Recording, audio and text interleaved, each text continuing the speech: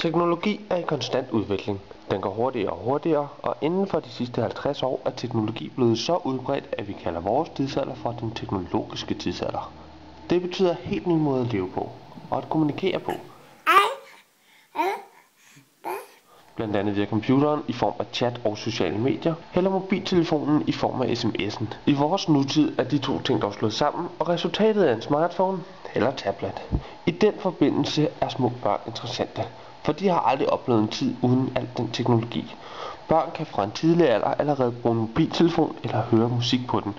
De kan bruge tablets, hvor de blandt andet kan tegne, spille og læse, hvilket selvfølgelig godt kan give en del problemer, når man skal læse ligesom de voksne, hvor skriften er trykt på papir.